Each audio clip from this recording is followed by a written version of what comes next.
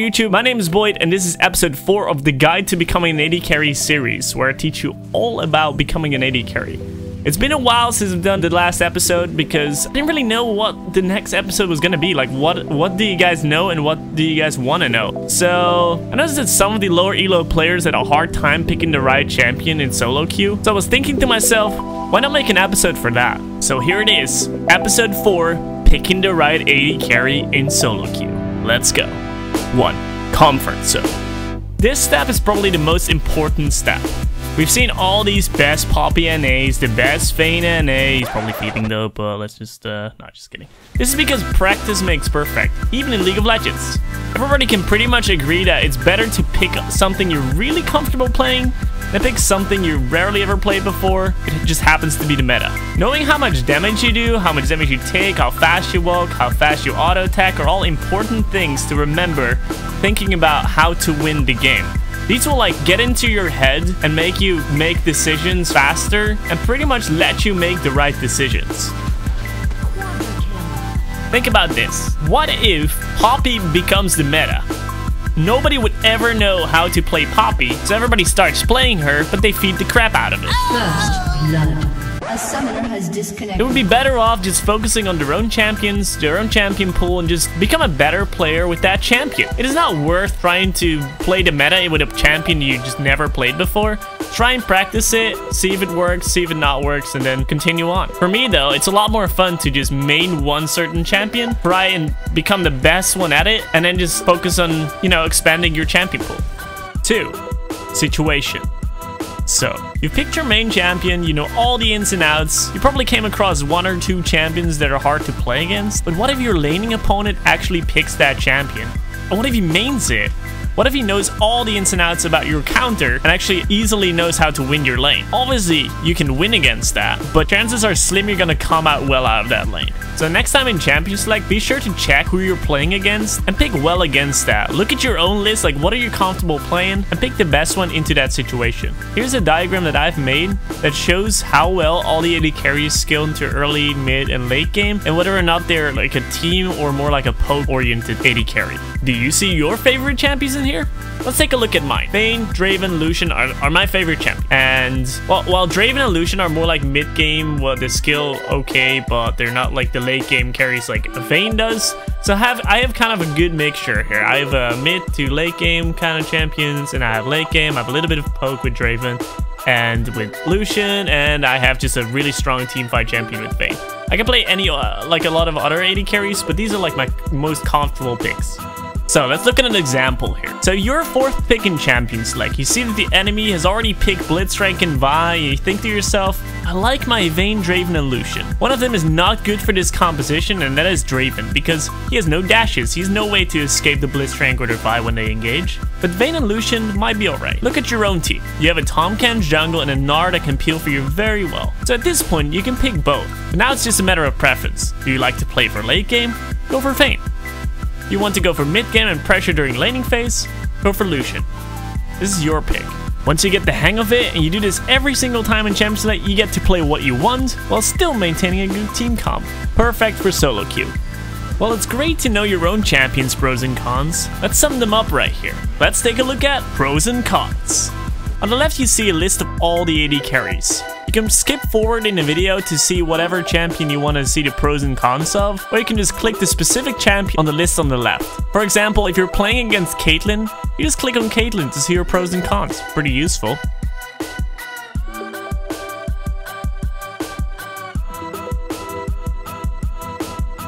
Ashe, the Frost Archer. Pros are teamfight initiation, pick-off potential, and safe phase checks with Hawkshot. But the cons are, she lacks mobility, and Hawkshot doesn't do any damage. It's pretty much like one less skill to fight with. Caitlyn, the Sheriff's Piltover. Her pros are, she has long range poke, so she's basically dominating the laning phase, and she has an escape, her E.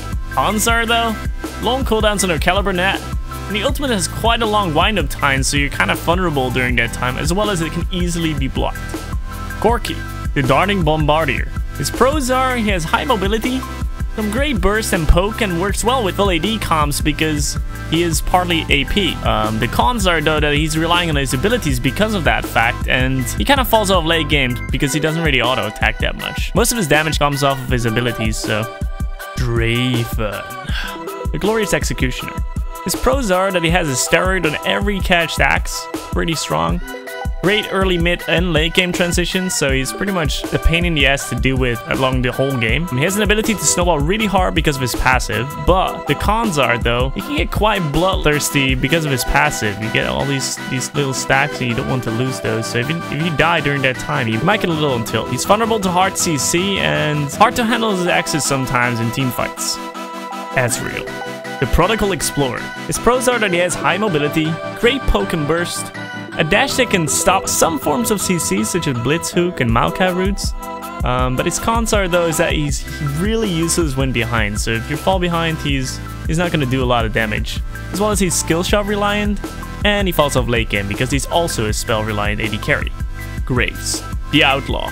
His pros is that he can get quite tanky with his passive during fights, so that can be quite useful against like weak early traders. He has huge burst, and it like makes him a really strong mid-game kind of champion. Once he gets level 6, he can pretty much burst down every other squishy.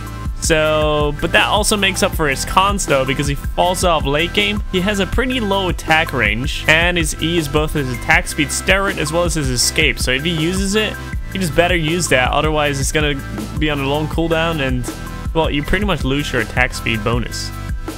Time for Jinx, the Loose Cannon. She's a really fast tower destroyer. With her passive, she can pretty much like have the ability to snowball really hard during team fights, so if she gets one kill, she's pretty much like full ham. She also has a multi-target crit with a bazooka, which is really useful later on in the game. Her cons are though is that she lacks a lot of mobility, especially early game. She's really vulnerable to supports that can hook people or just pick people off. And her W is pretty hard to hit because it's kind of slow and it makes you pretty stall, so it makes you pretty vulnerable in lane, so be careful of that.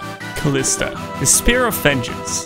Her pros is that she has quite a lot of mobility. She has a lot of objective control with her E, so if you get a lot of spears in that dragon, damn, you better bet you're gonna get that one. She also has pretty good initiation and is safe for her support. By using her ulti, she can pretty much like initiate a new fight or save your support whenever he initiated. And she has this pretty strong laning phase with her W passive. Like if another support attacks your target, she will deal like % health damage, which is really strong in lane. Her cons are though is that she has fairly short auto attack range and she has to auto. She has to finish the auto, so she always has these auto attack animations, and she has no real way to escape apart from hopping around. But once you get CC'd, you're pretty much dead anyways.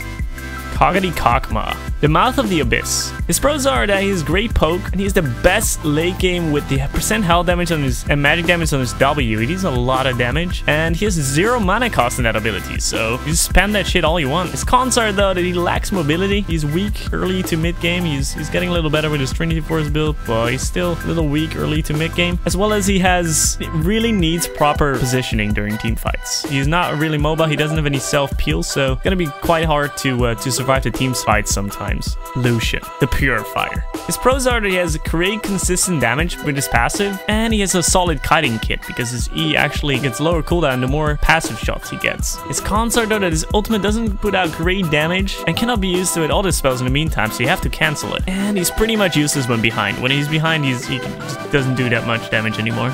Misfortune is the Bounty Hunter. She's great at harassing lane, strong team fights with her ulti because it's AoE damage, and since it's got buffed with AD scaling, it's gonna do a lot more damage now. And she has fast reach positioning and rotations because of her passives, pretty good. Her cons are though, her ult is pretty easy to cancel, and she has no dash or any escapes other than her passive, so it doesn't really work that well. Sivir, the Battle Mistress. She has one of the better wave clears of any AD carry. She has great initiation for a team fight with her ulti, so it's pretty good teamworking tool to go for in team fights. She has a spell sheet that makes her able to block CC, which is really useful. But her cons are though that she's not a really strong dueler. She has a pretty short auto attack range, and her mana cost is pretty high.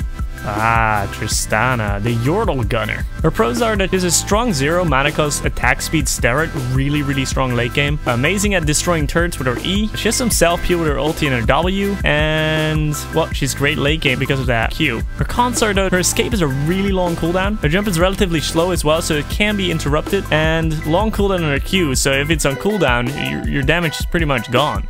Twitch, the Plague Red. He has strong burst, incredible team fighting and late game. Stealth gives you the ability to escape and sneak upon your enemies. And with that, he has pick-off potential. But that comes with a cost though, because he's weak early, he's vulnerable to CC because he doesn't have any self-peel, and he requires great positioning during team fights because of that. Varus, the Era of Retribution. His pros are that he has incredible poke, great CC for teamfight initiation with his ulti, he has a % max health damage passive W, and he has great wave clear. His cons are though, he lacks mobility, and he's pretty mana hungry. He's been seeing a lot of play in the mid lane because of that, because you're playing mirror mana and just spam that Q, but he's, in general, just really mana hungry as an AD carry. And because of his lack of mobility, he requires great positioning in teamfights.